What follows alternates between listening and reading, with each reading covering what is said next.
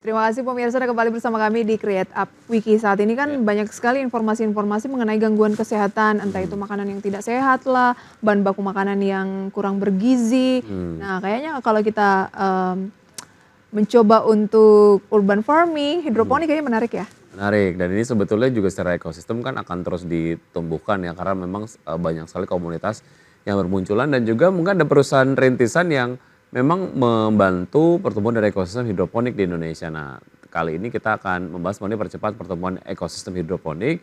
Sudah tersambung melalui video conference ada Pak Ade Rahadian, beliau adalah CEO dari Hydroponic ID. Apa kabar Pak Ade?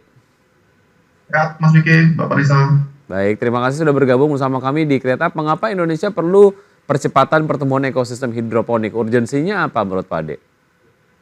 Ya, jadi Indonesia ini kan kita ketahui kita perlu ketahanan pangan. Jadi kita ketahui Indonesia adalah negara populasi yang besar, terus bertambah.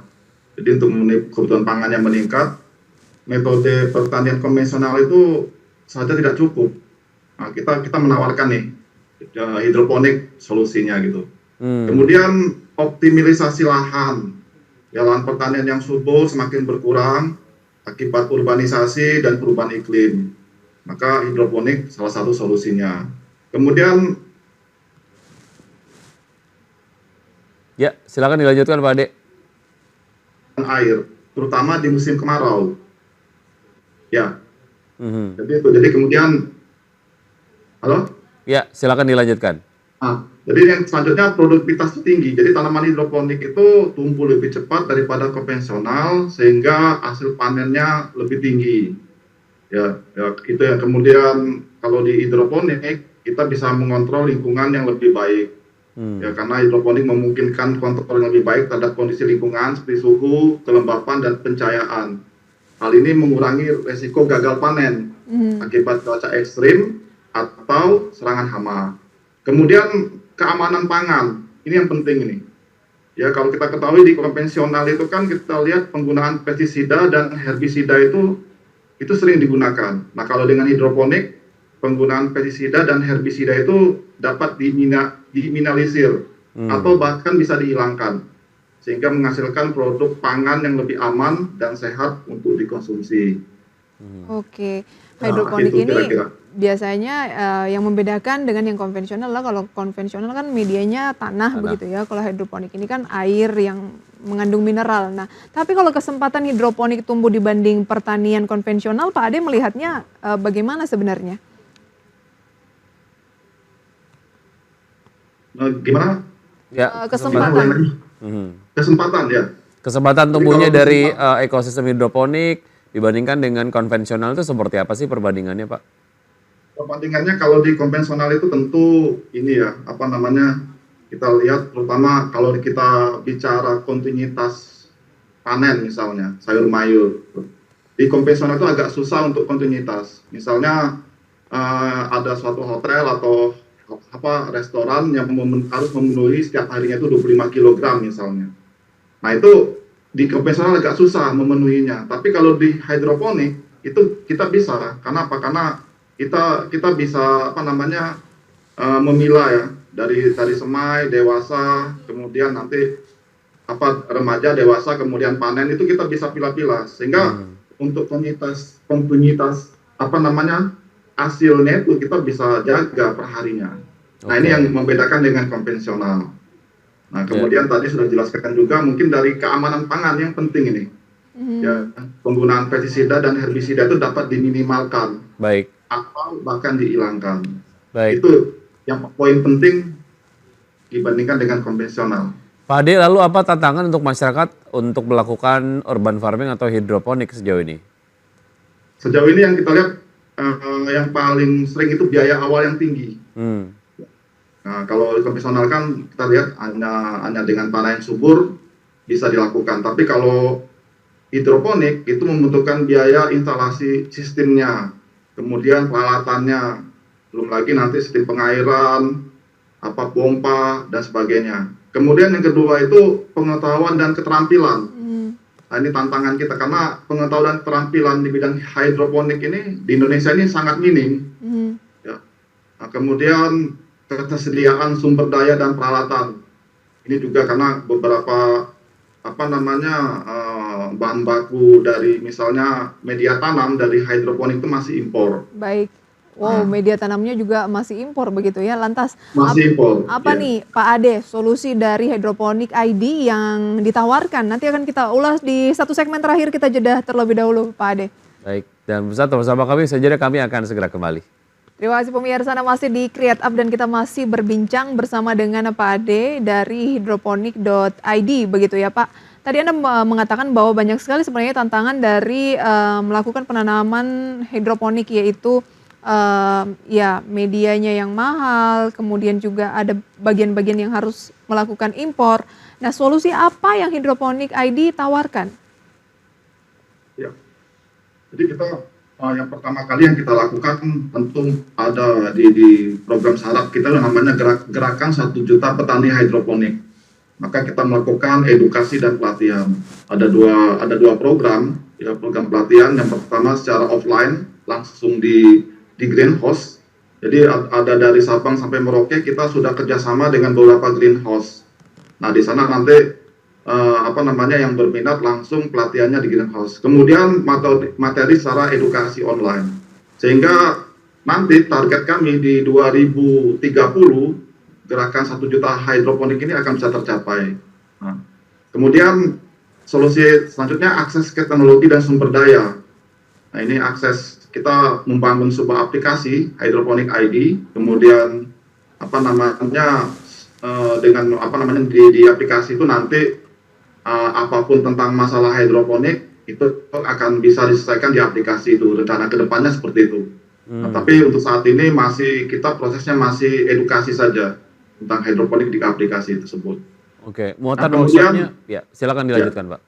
Ya, kemudian kita mau disrupsi besar-besaran di bidang hidroponik, karena hidroponik ini tantangan yang paling utama itu masalah listrik. Ya. Nah, ini listrik kalau kita bicara di Jawa mungkin tidak masalah ya, tapi kalau kita bicara di Indonesia Timur, listrik ini menjadi kendala gitu loh. Maka kita membuat suatu alat hidroponik, sistem hidroponik tanpa listrik. Nah, itu progresnya sudah sampai di mana Pak? Baru prototyping beta, ya, sudah dilakukan di beberapa greenhouse kita. Ada 3 greenhouse di Jogja yang kita sudah lakukan. Dan itu luar biasa, bisa meminimalkan biaya produksi ya sampai 35% gitu. Oke, targetnya bisa didistribusikan ke Indonesia Timur mungkin, pelaku hidroponik dimanapun berada, itu kira-kira kapan Pak? Tahun depan kita sudah bisa lakukan akses. Baik. Karena saat ini kan kita masih prototyping ya, beta. Tapi ini di bulan November kita akan lakukan di Kupang, NTT. Menarik, jika tidak menggunakan listrik, pakai apa Pak powernya? Jadi kita menggunakan teknologi namanya hydrogravity. Jadi dengan gaya gravity itu, ya, kita buat sedemikian rupa tim kita. Nah, itu dari gaya gravity itu nanti bisa menciptakan suatu pompa. Ya, pompa. Nah, jadi sistem ada namanya gravitasi sih. Sebenarnya hitung-hitungan gravitasi sederhana. Cuman kita buat lebih fokus untuk sistem hidroponik, terutama di NFT, sistem NFT sama DFT yang ada di hidroponik itu. Baik, setidaknya nggak usah bayar listrik ya kalau pakai dengan metode ini tanpa listrik untuk keperluan hidroponiknya. Oke, sejauh ini feedback dari masyarakat seperti apa, dan kalau dilihat dari model bisnisnya, karena kan ini kan hydroponic.id ini adalah sebagai sebuah entitas bisnis ya, harus memastikan keberlangsungan entitasnya gitu. Nah, model bisnisnya itu seperti apa sih, Pak Ade? Ya, kalau model bisnis yang kita lakukan sekarang itu yang pertama yaitu tadi kita edukasi yang berbayar, ada yang free. Kemudian ini satu lagi saya belum cerita, di hidroponik itu ada nutrisi namanya AB mix. Ya, ini repot ini. Ini suatu kendala juga di bidang hidroponik. Karena apa? Karena untuk membuat AB mix ini itu membutuhkan kurang lebih 15 pupuk. Dan kalau salah satu pupuk saja tidak ada, nah itu bermasalah. Maka kita membuat nutrisi baru. Cuma satu nutrisi saja yang kita beri nama Hydromix. Nah, nanti dari Hydromix inilah sistem bisnis model bisnisnya akan kelihatan. Kenapa? Karena nutrisi itu sangat tergantung ya, hidroponik sangat tergantung dari nutrisi. Baik, tapi bahan bakunya lebih banyak masih impor juga? Enggak, bahan bakunya dari nabati. Oh, Di oke. Jogja kita ada beberapa fakultas pertanian, beberapa Baik. universitas yang kita kerjasama. Gitu. Lebih murah dari AB Plus? Lebih murah dan Lebih murah, ya?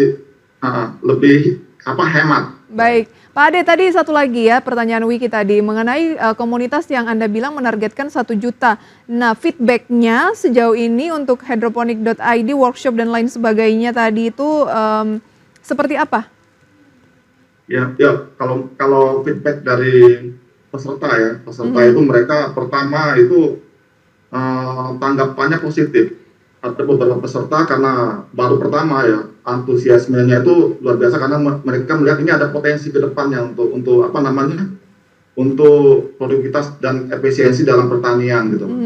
Sukses selalu untuk hydroponic.id, terutama tadi ada prototipe soal menghemat listrik gitu ya. Semoga sesuai target tahun depan sudah bisa didistribusikan. Sampai berjumpa kembali Pak Ade. Terima kasih Pak Ade, sukses selalu, sampai jumpa. Terima kasih.